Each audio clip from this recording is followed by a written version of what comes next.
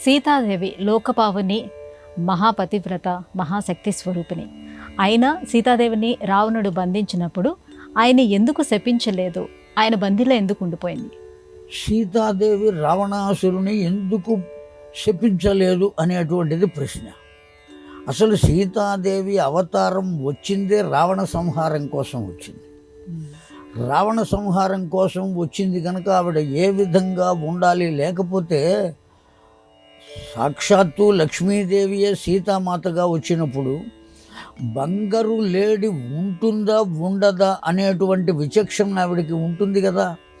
బంగారు లేడి మాత్రమే నాకు కావాలి, నా స్నేహితులకు, నా వాళ్ళకు, తోడికోడళ్లకు, వాళ్ళందరికీ నేను చూపించాలి, మా ఇంట్లో వాళ్ళకి చూపించాలి, అది తీసుకురమ్మనమని రామచంద్రుని అడిగేటువంటి ఆవశ్యకత ఉండదు. నిమిత్తం ఏమయ్యా అంటే రావణాసురుడు ఇక్కడికి రావాలి, ఆమెను అపహరించాలి. అయితే ఆవిడే శపించి సంహరించవచ్చు కదా అనేటువంటిది ప్రశ్న. కానీ ఈ కీర్తి ఎవరికి దక్కాలి అంటే నా భర్తకు దక్కాలి అనేటువంటిది ఆమె కోరిక.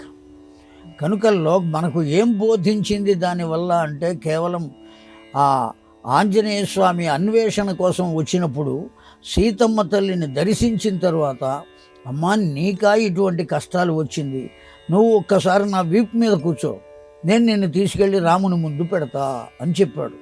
కానీ ఆవిడ అంగీకరించలేదు. ఎందుకని అంగీకరించలేదు?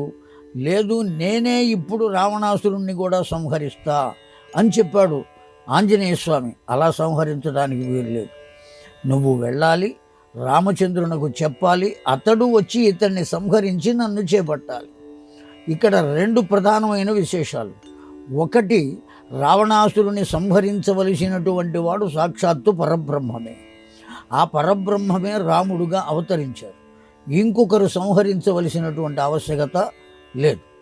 రెండో విషయం, తన భర్తకు ఆ కీర్తి దక్కాలి. ఏ స్త్రీ అయినా కీర్తి తనకు రావాలి అని కోరుకోకూడదు.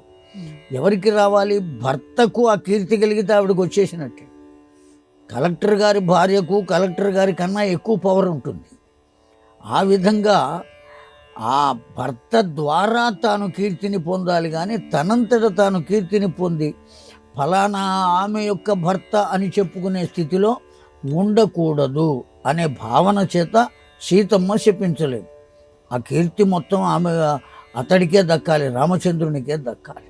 అందుకని ఆంజనేయ స్వామి తీసుకువెడతానన్నా అంగీకరించలేదు. రావణాసురుని ఒకే ఒక్క ప్రహారంతోనే సంహరిస్తానన్నా అంగీకరించలేదు. ఒకవేళ ఆ దృష్టే కనుక ఉంటే అసలు తీసుకువచ్చేదాకా కూడా ఆగదు. అతడు రావణాసురుడు అని తనంతట తాను చెప్పుకున్నాడు. నేను రావణాసురుణ్ణి, లంకానగర రాజ్యపాలకుణ్ణి అని తానే చెప్పుకున్నాడు. ఆ చెప్పుకున్నప్పుడే శపించేది. భస్మం అయిపోవాలి అంటే అయిపోయేది. అలా కాకుండా ఎందుకు ఆగింది అంటే అతన్ని కేవలం రామచంద్రుడు మాత్రమే సంహరించాలి, అది కారణం. ఆ కారణం చేత ఆమె శపించలేదు.